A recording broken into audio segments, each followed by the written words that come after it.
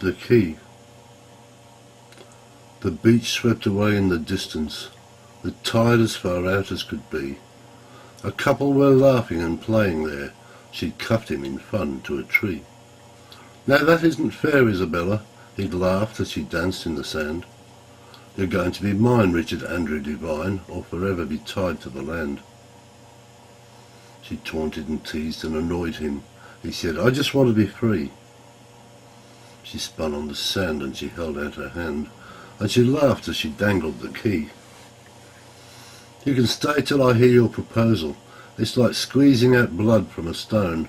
If you fail to propose, this relationship's closed, and I'll leave you out here on your own." "We've talked about this, Isabella, and you know it can't possibly be. I'm already wed when you came to my bed. For God's sake, just throw me the key. You know that you've never been happy, with her or with all of her friends. It's time you got rid of the lot of them. It's time you were making amends." I said at the start, Isabella, that a fling was the most it could be. A shadow passed over his worried brow as he looked at the incoming sea. "That might have been in the beginning, but you know it's gone further than that. I'm having your child, did you know, in a while, and I'll not have you leaving me flat." Sweat had burst out on his fevered brow as the water encroached on the sand. "Did you know we're beneath the high water mark? In an hour or so I'll be drowned. The choice becomes yours. You must get a divorce, or I'll just walk away and be free.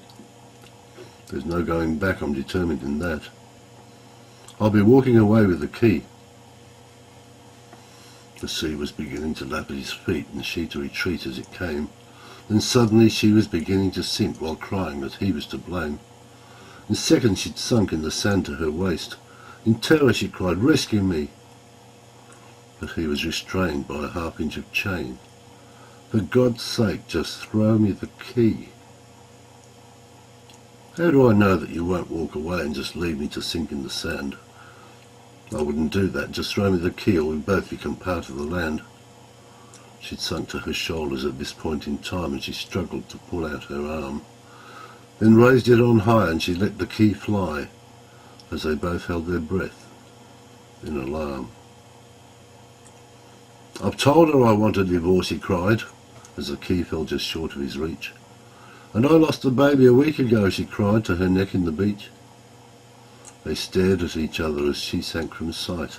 Then the water rose over his head as a little gold key was swept by the sea to a hand that was already dead.